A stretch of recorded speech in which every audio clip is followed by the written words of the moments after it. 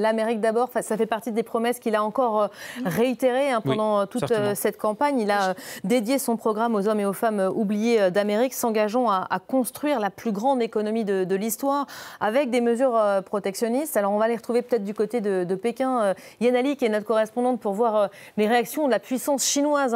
Forcément, on se souvient des relations entretenues avec les Chinois lors de son premier mandat. La Chine qui a donc elle aussi réagi, déclaré espérer, je cite, bonjour Yana, une coexistence pacifique avec les États-Unis.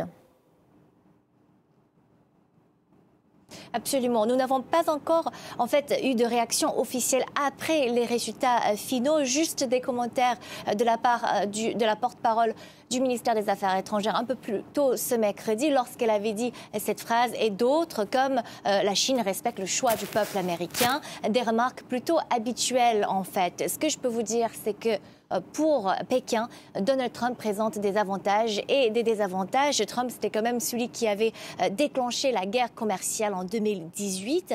Et aujourd'hui, en moyenne, les biens chinois sont imposés à la hauteur de 20%. Et pendant cette campagne électorale, Trump a évoqué l'idée d'augmenter ces chiffres à au moins 60% sur toutes les importations en provenance de la Chine. Donc pour Pékin, le retour de Donald Trump à la Maison-Blanche serait une mauvaise nouvelle, d'autant de plus que son économie est en perte de vitesse. D'un autre côté, on peut quand même dire que la politique étrangère du républicain serait plutôt favorable à Pékin. Trump ne voit pas trop l'intérêt d'investir autant dans la présence militaire américaine à l'étranger.